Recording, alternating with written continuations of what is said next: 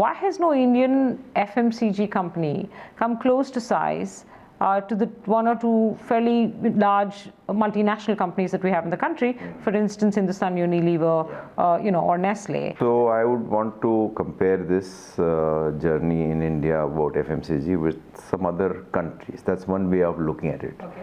Because whether it's Levers or Nestle or Procter & Gamble, they are present globally, virtually in each and every country.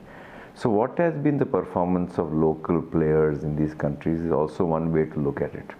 And I think it so happened that this is one of the most deregulated industries in the world, and to that extent the likes of other MNCs have gone into these countries much in advance, much before in the India local companies have come in.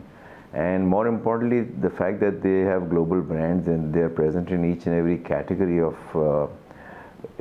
FMCG, they have a global experience, and on top of that they have a backing of a global R&D. And they understand the global consumer, they understand distribution. So their past experience of them dealing in various geographies and various categories for a much longer period of time has helped them to become much bigger. And they also, their presence was much earlier than many of the FMCG companies. Like we. But would you only put it down to first mover advantage or head start? No, I would say it's a combination of first mover advantage, deep knowledge of the categories, a lot of R&D work done globally. So a combination of these 3-4 things, and the set of competencies in terms of sales and distribution, marketing competencies, which the Indian companies had to acquire, learn, and but I must say at the same time, compared to many other countries, Indian companies have done not badly. I mean, there are 5-6 I'm not suggesting badly at all. Done it well, because whether it's Marico, whether it's Dabur or Godrej or Imami or Britannia, all of them have got a critical mass, and they are very well respected in the capital markets also. I was also wondering if it's the failure to scale. I mean, because the ability to fail and stand up again comes hand in hand with ambition.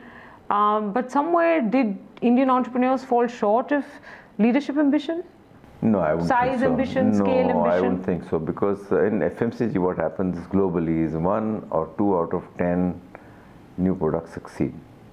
So for Indian FMCG to succeed, you have to try multiple times. For an FMCG company, MNC FMCG company, some of the categories they have already perfected in some other countries, and it's a matter of cut and paste with some local changes. But surely you can also learn from their failures. Now this information is widely available. Whether it's a brand or it's a pricing or the formulation, because consumer behavior is very complex. So many times relatively Indian companies may have failed much more because they've not gone through an experience curve. And for the same MNCs, they may have gone through failure experience curve in some other countries. For example, Dove, they have perfected Dove in many countries. So they know exactly what to do in India. And if we had a category, say like Dove or a brand like Dove, we would have to go through the learning curve, So in your lifetime, you don't think that there would be an Indian-born FMCG company that might outdo in size, and in financials?